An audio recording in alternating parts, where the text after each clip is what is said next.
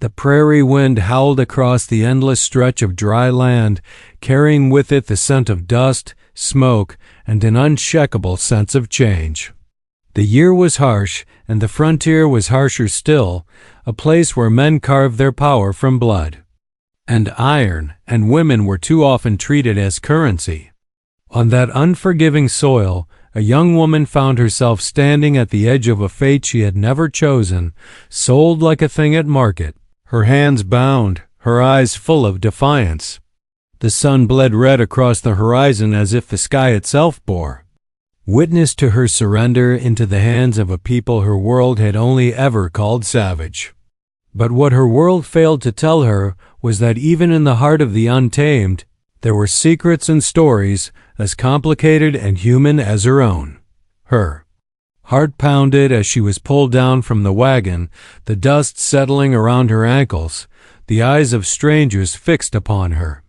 Among them stood the one who had claimed her, a warrior of the Comanche, his skin bronzed by the relentless sun, his chest marked with scars of battles long fought. His gaze was sharp, unwavering, and heavy with a coldness that seemed to strip her bare. To her he was no man, not yet only a figure of fear, a soulless captor bound by traditions she could not understand. They said he had no pity, no softness left in him.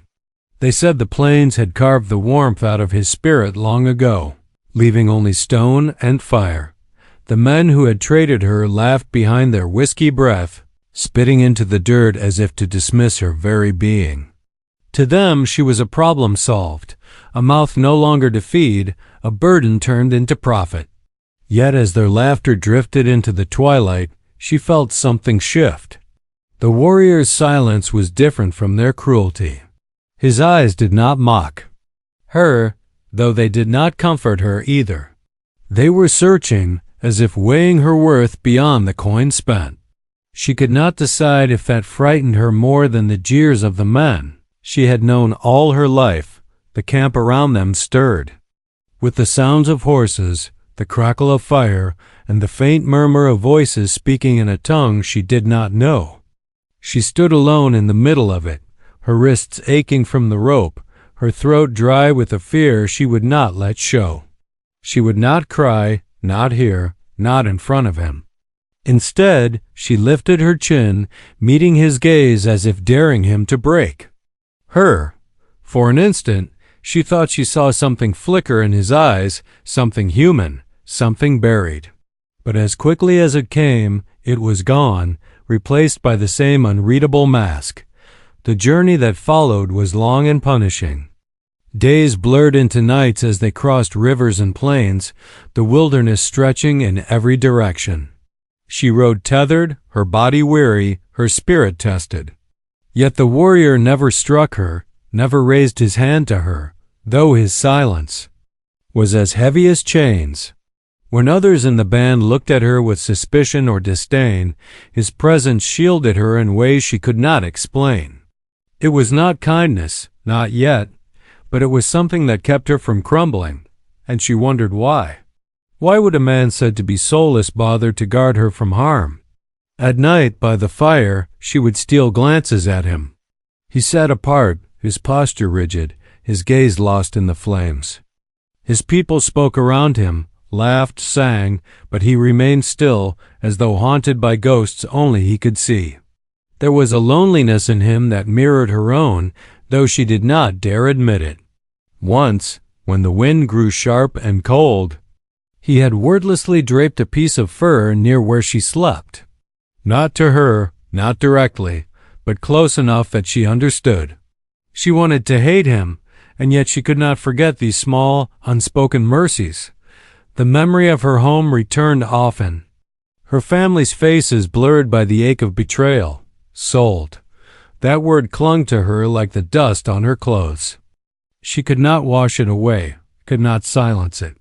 But when she thought of what it meant, of how little she had mattered to those who gave her away, she found herself wondering whether the stranger before her, this man with his scarred hands and guarded silence, was truly the soulless one. Or was it those who had abandoned her so easily?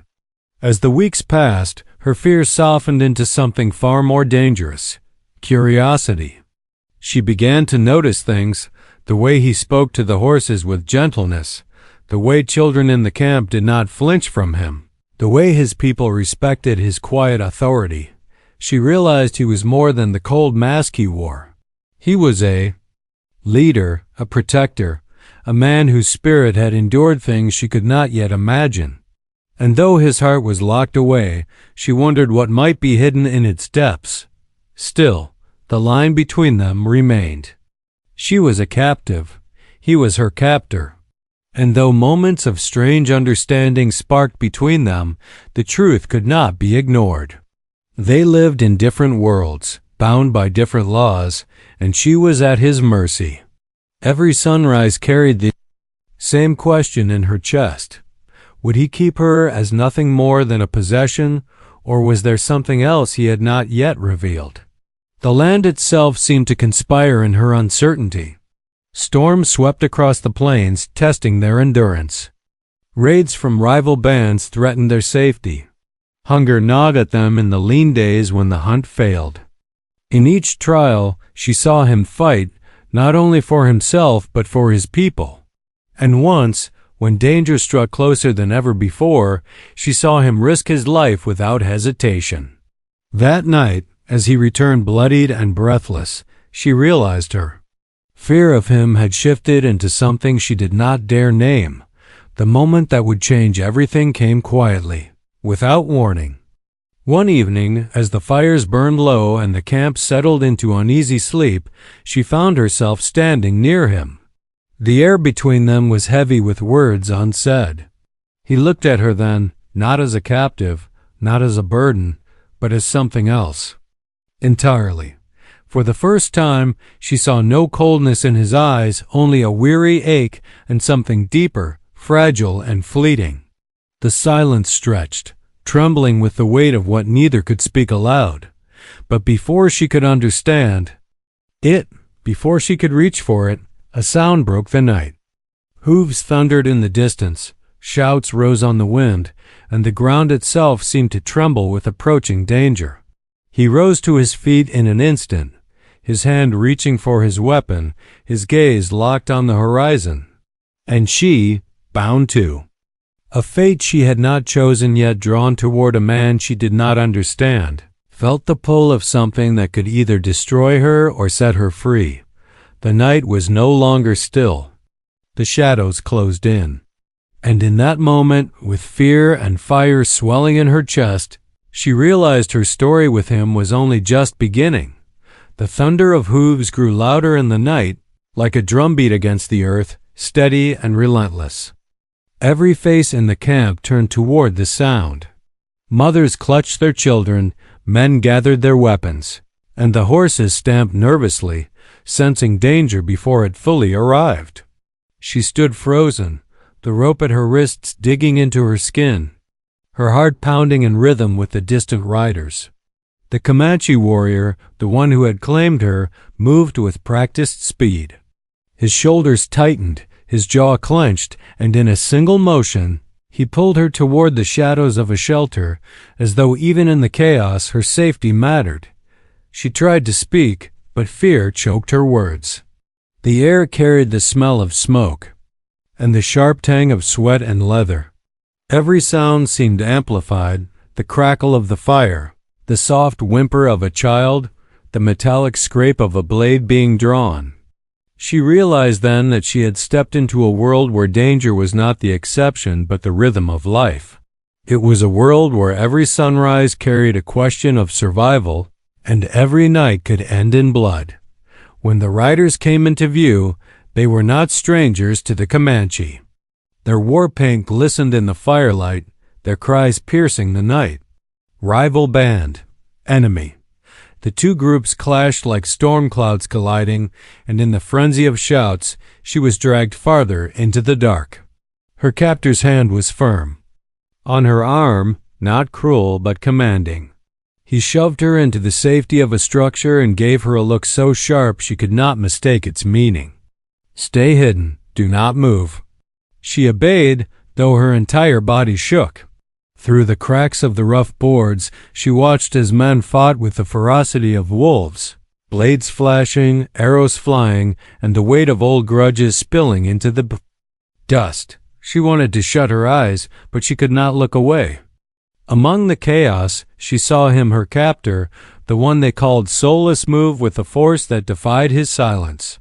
His body was a storm, his arms swinging with deadly precision, his voice a low command that kept his people steady. There was nothing hollow in him now, no emptiness. He was fury and fire, and yet even in the thick of battle, his eyes found her once. Just once. And in that look, she felt both fear and something else she could not name. By dawn, the attackers had retreated, leaving behind the moans of the wounded and the silence of the dead. Smoke curled into the pale sky, and the camp was heavy with grief. She stepped out, her legs trembling, her mind reeling. She had never seen such violence, never understood what it meant to live each day under its shadow. The warrior returned, blood streaked across his chest, his breath uneven.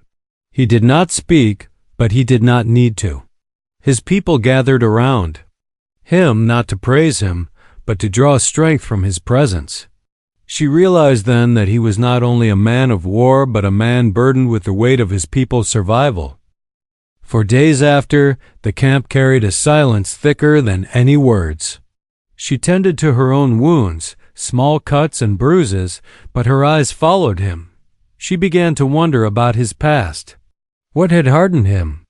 What had stripped away the gentleness others seemed to believe he had once possessed? The scars on his body were more than marks of battle.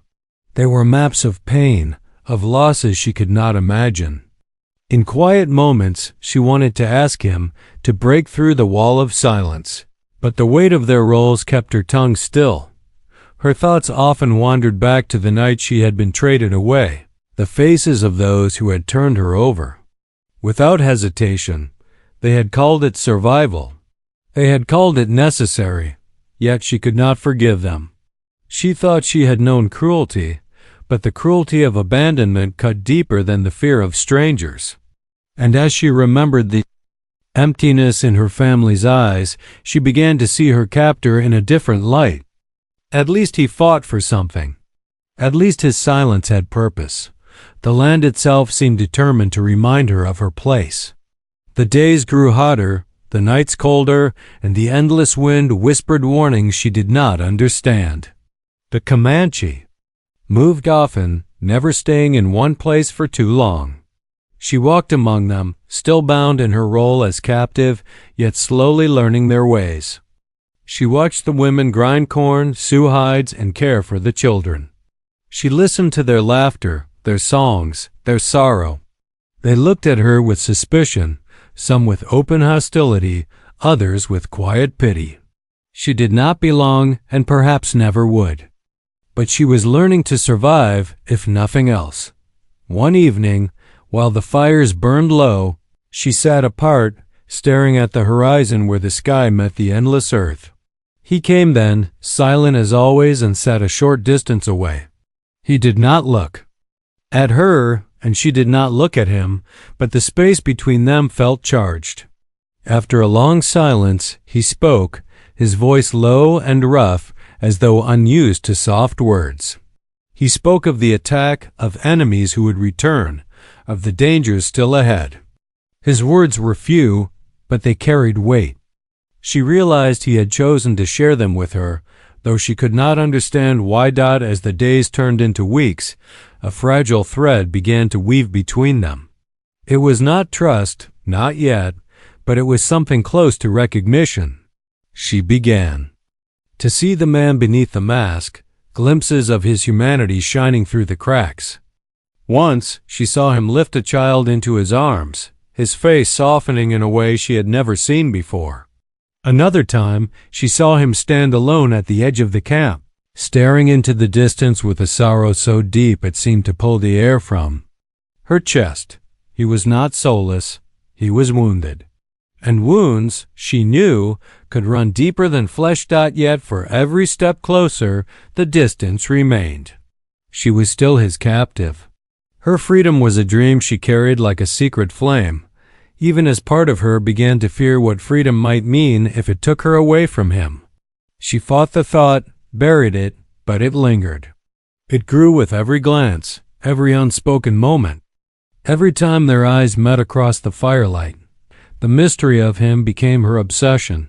Who had he been before the battles? What had he lost to make him so guarded? She longed to know, yet she knew that asking would not break the silence. He would reveal himself in time, or not at all.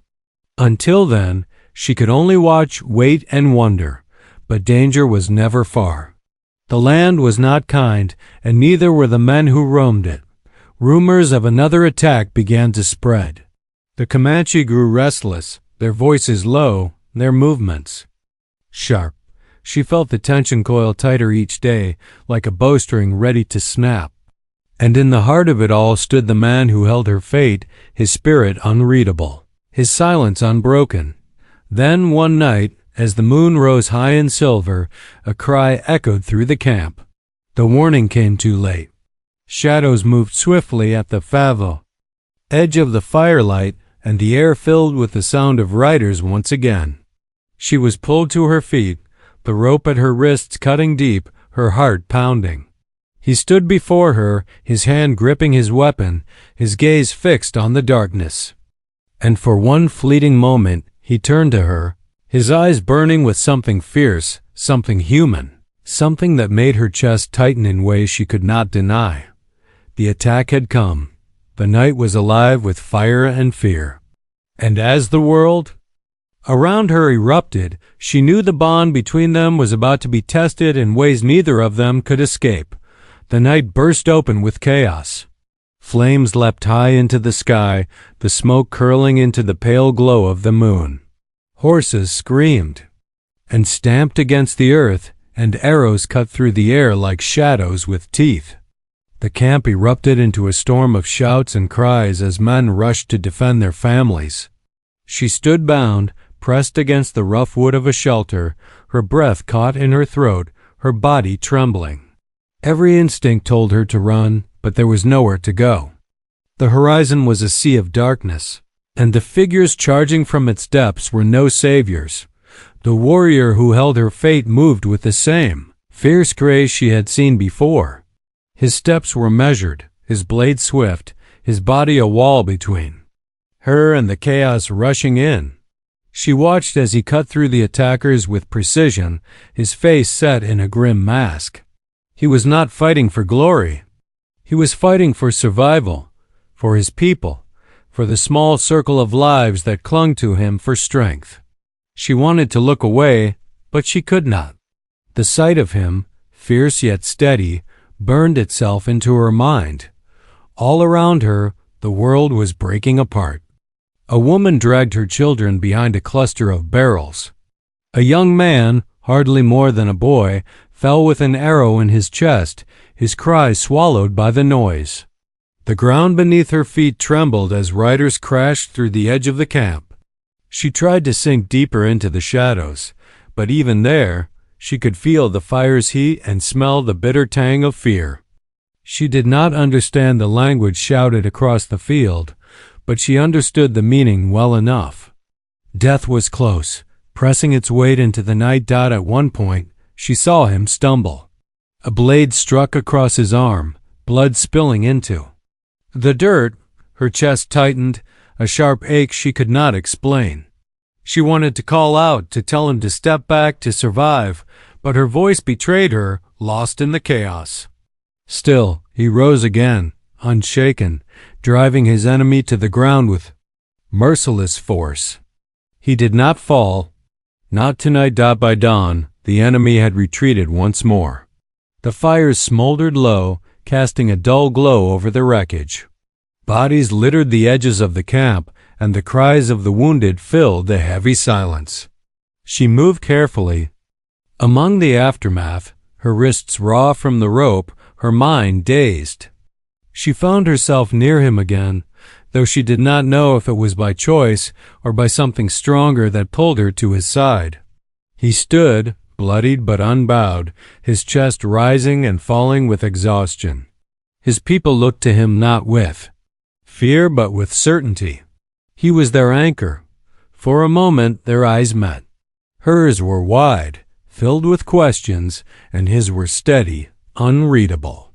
Yet behind that wall she thought she saw something, weariness perhaps, or the faintest flicker of relief that she was still standing. He did not speak, but he did not need to. The silence between them said enough. The days that followed were heavy with mourning. Fires burned low as the dead were honored in ways she only half understood. Songs rose into the night, songs of loss, of memory, of voices carried on the wind. She listened quietly, feeling like an intruder yet unable to turn away. These people, who had taken her against her will, still lived with a depth of grief and love that her own world had never taught her to see. And the man at the center of it all, the one who had been called Soulless, carried that grief like a weight across his shoulders. She began to wonder if perhaps it was the weight itself that had shaped him, carved him into someone the world mistook for heartless. One night, while the camp was hushed and the stars glittered bright above, she overheard whispers among the women. They spoke of him, of the warrior who carried more loss than most. She could not understand every word, but pieces of their talk reached her.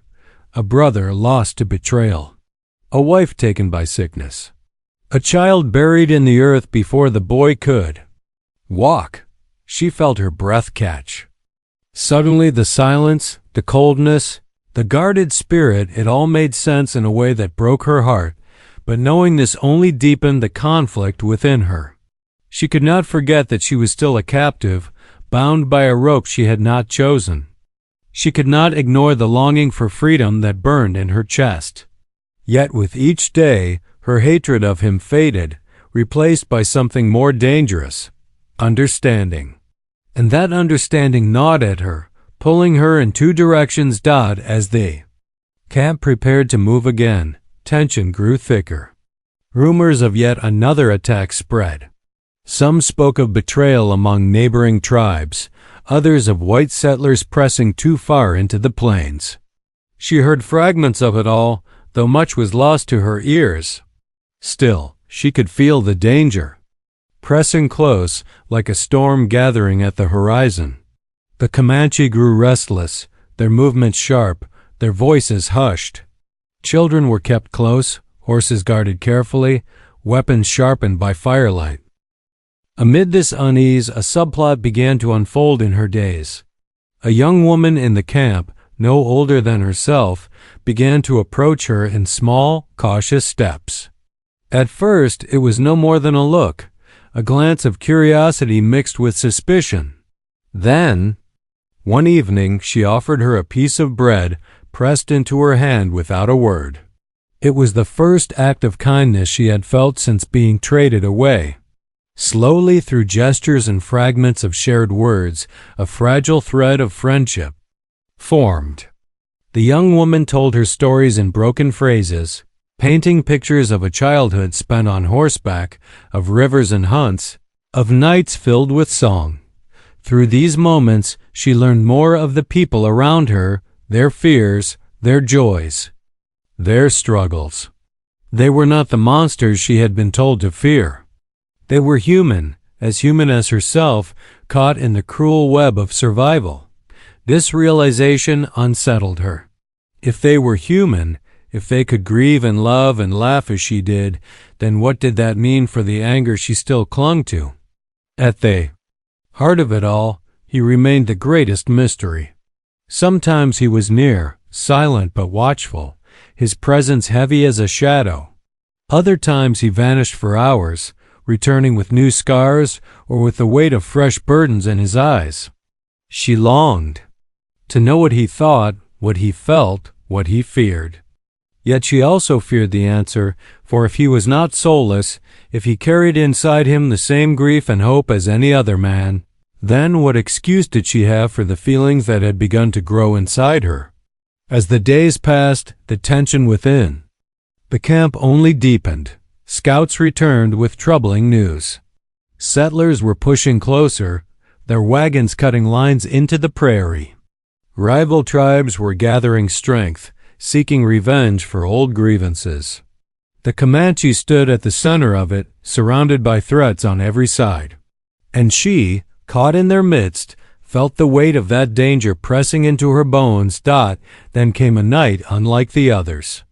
A gathering was held, men and women circling the fire as plans were spoken, strategies laid out in voices firm and grave. She sat at the edge, straining to understand, but much was lost in the foreign tongue. Yet she could read the faces well. Enough, fear, determination, resolve. He stood at the center, his voice steady, his words met with nods of agreement. He was more than a warrior. He was a leader, carrying his people into battles they did not choose, but could not avoid. In that moment, watching him by the fire, she felt a pang of something she could not name. Admiration, perhaps. Or something deeper, something far more dangerous. She tried to push it away, to bury it beneath her anger, but it clung to her. It lingered in the quiet of the night, in the rhythm of her heartbeat, in the way her eyes found him even when she tried not to look. The night ended with silence, the fire burning low, but she could not sleep. She lay awake, staring at the stars, listening to the wind sweep across the plains. The questions pressed heavy in her chest. Who was she now? A captive? An outsider? Or something else, something she was not ready to admit? The conflict raged within her as fiercely as the battles around her, leaving her restless, torn between two worlds. The horizon was shifting, the air heavy with change. Danger pressed closer with every day, and in the middle of it all stood the man they called Soulless, and the woman who could not stop wondering what lay buried beneath the scars of his spirit. The story was far from finished, and the storm had only just begun to rise. The days blurred into one another, each carrying a weight heavier than the last. The air was thick with unease, and every sound seemed sharper, every silence more dangerous. She walked among the people of the camp, her eyes drawn to the restless movements of the men and the hushed conversations of the women. Children were gathered close, their laughter subdued, their play stilled by the tension that hung like a veil over them all. She felt it too, a pulse of dread that pressed against her ribs, telling her that something was coming, something larger than all the fights she had witnessed before. The warrior who had claimed her was restless as well. She saw it in the way his jaw tightened, in the way his gaze swept the horizon as though expecting it to break open at any moment. He carried his weapons with him always now, never letting them out of reach. When he spoke, his words were brief and clipped, his tone commanding. She wondered if he sensed the storm before the rest of them, if the weight on his shoulders was heavier than any of them could bear. At night, when the fires burned low, she sometimes lay awake, staring at the sky, listening to the quiet sounds of the camp. Her thoughts twisted in circles, tangled between fear and a strange, unwelcome pull toward the man she once saw as nothing more than soulless. She remembered the whispers of the women, the stories of his losses. She remembered the way his eyes had softened when he looked at a child or when he thought no one was watching. Those glimpses unsettled her more than his silence ever had. They made him real. They made him human. And in the middle of all her fear, she found herself longing to know more, even as she fought against it. The scouts returned with grim news. Rival bands were gathering, stronger in number than before. Settlers, too, were moving closer, pressing deeper into the plains, their wagons cutting scars into the earth. There was no safe ground left, no space untouched by conflict. The camp erupted into planning, voices rising, the firelight casting long shadows over faces lined with worry. She did not understand every word, but she did not need to. The message was clear. The fight that was coming would not be like the others. It would decide everything. She felt the eyes of the people on her more often now. Some looked at her with suspicion, others with pity, as though they wondered what would become of her in the days ahead. She did not know the answer herself. She was caught between worlds, between her longing for freedom and the strange tether that bound her to this place, to him. She hated that she could not deny it anymore. The thought of leaving brought a sting she could not explain, even as her heart ached for the life she had lost. One evening, as the sun bled into the horizon, he came to her. His face was hard, his eyes sharp, but there was something beneath. It's something that unsettled her more than his silence ever had. He spoke of danger, of the fight to come, his words low and steady. She felt her chest tighten as he spoke. For the first time, she realized he was not only warning her. He was preparing her, as though her fate mattered to him in a way she had never imagined. She wanted to ask why, but the words caught in her throat. She could only nod, her heart pounding against her ribs as the camp moved again, shifting to ground better suited for defense. The days grew longer, filled with endless labor. She helped the women gather food, mend hides, prepare the children. Her hands grew calloused, her back ached, but in the rhythm of the work, she felt herself sinking deeper into the life she had been forced into. It frightened her, how natural it was beginning to feel. At night, when exhaustion claimed her, she dreamed of her old life, but the faces of those who had abandoned her grew fainter, while his shadow lingered stronger.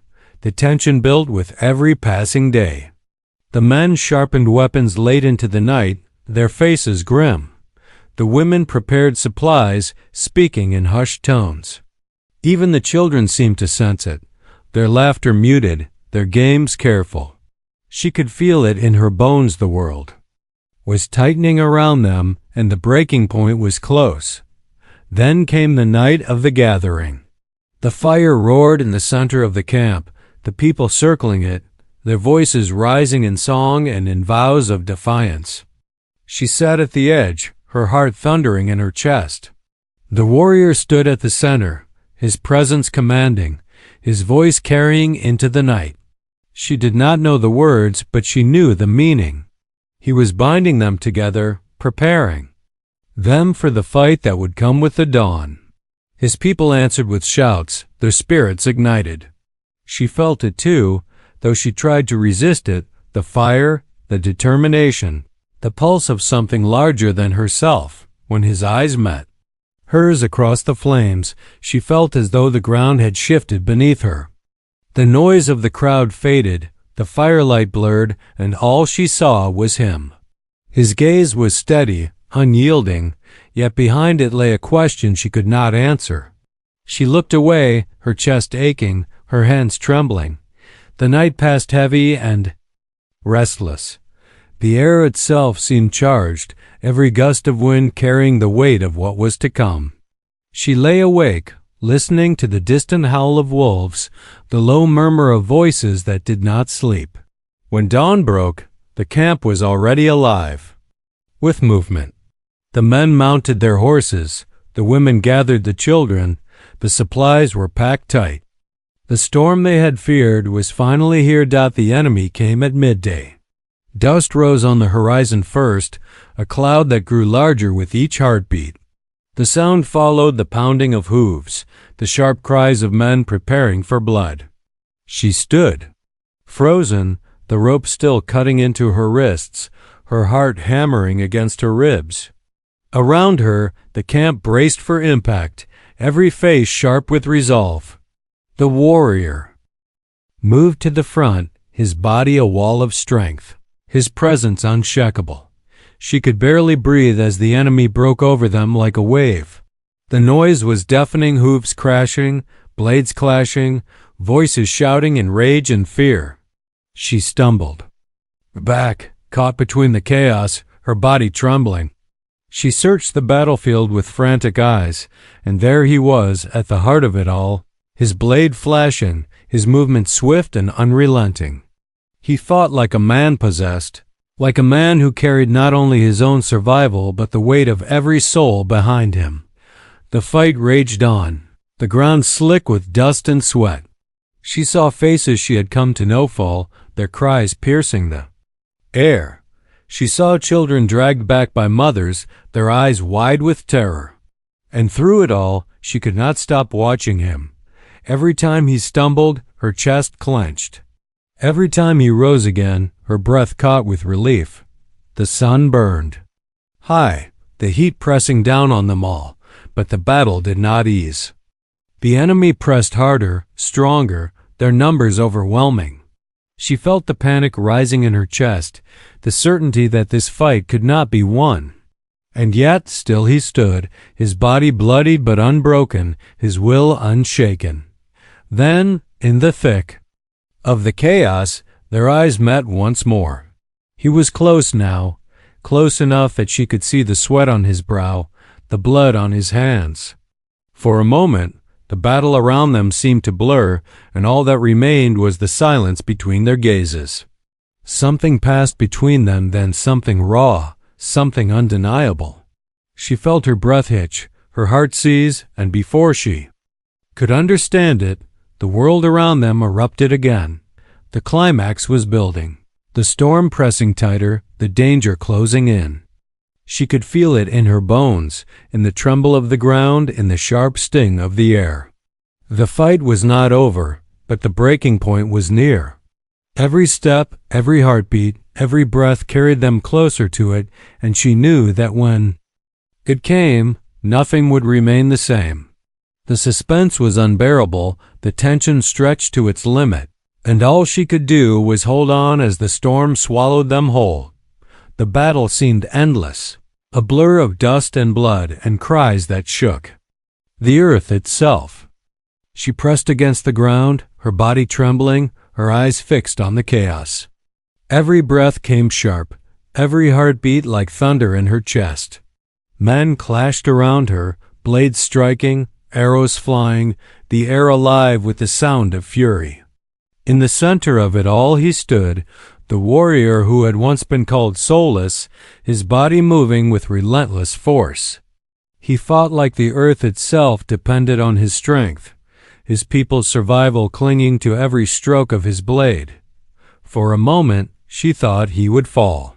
A blow struck him hard, sending him stumbling, his blood spilling into the dirt. Her heart froze in her chest. She cried out without meaning to, the sound torn from her throat before she could stop it. He lifted his head at that cry, his eyes finding hers through the smoke and the noise. And somehow, with that look, he rose again, unyielding, his spirit burning brighter than the fire around them. The enemy pressed harder, but the Comanche held their ground with a defiance that would not break. Every man, every woman who could fight stood firm. The clash carried into the setting sun until finally the tide began to shift. The attackers faltered, their strength waning, their shouts less fierce.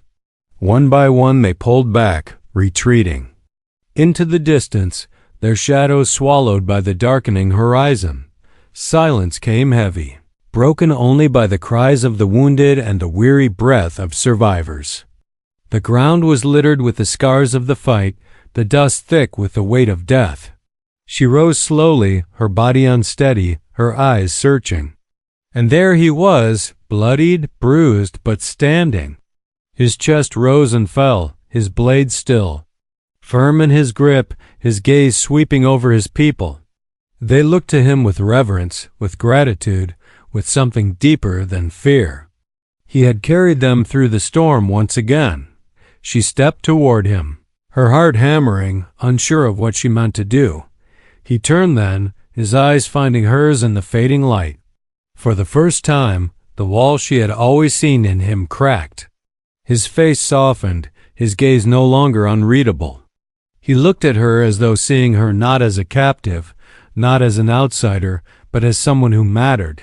Her throat tightened, her words lost, but in that silence something passed between them, something undeniable, something that had been building since the moment she was pulled into his world. The days after the battle were filled with mourning and with healing. Fires burned low as the dead were honored, their names spoken into the wind, their spirits carried into memory. She helped where she could, tending wounds, gathering food, comforting children. The young woman who had once offered her bread stayed. Near, their fragile bond now strengthened by shared grief and survival. Through it all, she saw him move among his people, steady as stone, yet softer now in ways only she seemed to notice. He bore his losses with quiet strength, but she could see the pain etched into him. She wanted to speak to him, to tell him she understood, but each time the words failed. It was not until one night, beneath a sky crowded with stars, that he came to her. He sat near, his silence heavy, and after a long pause he spoke. His words were slow, broken by the weight of memory. He spoke of the wife he had buried, of the child he had lost, of the emptiness that had followed him ever since. His voice trembled, though his face remained steady. For the first time, she heard not the warrior, not the leader, but the man. Tears stung her eyes, though she did not let them fall. She listened, her heart aching with every word. And when he finally fell silent, she whispered the only words she could find.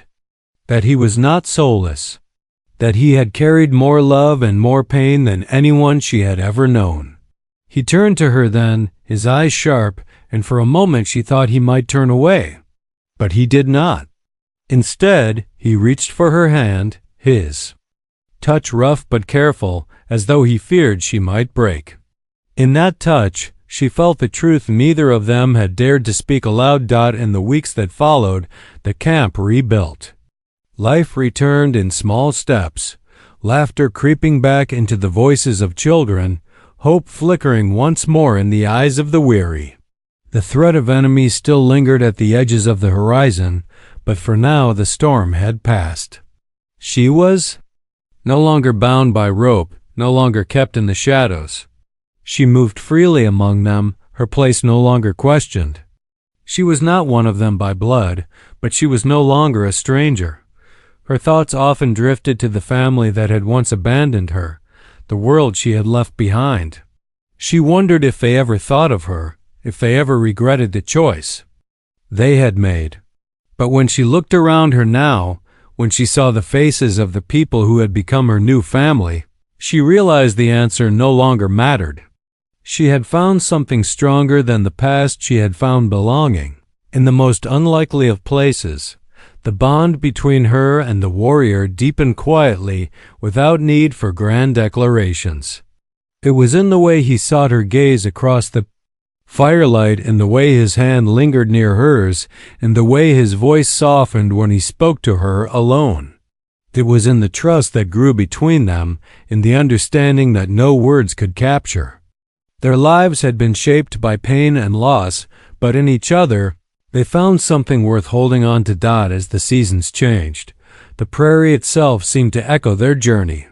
The harsh wind softened, the grass grew tall and golden. The rivers ran full again. She walked beside him often now, their steps falling in rhythm, their silence no longer heavy but comforting. She had come to him as a captive, bound by fear and anger, but she remained by choice. Bound by something stronger than either of them had expected. The story of the soulless warrior had become something else. He was no longer the hollow figure. Others had named him. He was a man of flesh and blood, of scars and strength, of grief and love. And she, once lost, had become part of his story, her presence a reminder that even in the harshest of worlds, compassion could survive. When she looked back on it, all the night she had been traded, the battle she had survived, the pain and the fear, she realized the journey had not been one of captivity, but of transformation. She had been torn from one world only to find another, and in that crossing, she had discovered the strength within herself. The camp gathered once more around the fire as winter approached, their voices rising in song. She sat beside him, the warmth of the flames on her face, the weight of his hand resting gently in hers. The stars shone bright above, the same stars she had once looked to with nothing but fear. Now they glimmered with promise. The journey had been long, the path filled with loss and danger, but it had led them here to survival, to healing, to the fragile yet enduring spark of love. The storms would come again, as they always did, but she knew now they would face them together. And in that truth there was peace. The story ended not with triumph shouted to the skies, but with quiet strength, with the steady beat of two hearts that had found each other in the wild, unyielding land. It ended with hope and with the promise that even in the harshest of worlds, love could still take root, hidden deep but strong enough to last. Top of form, bottom of form.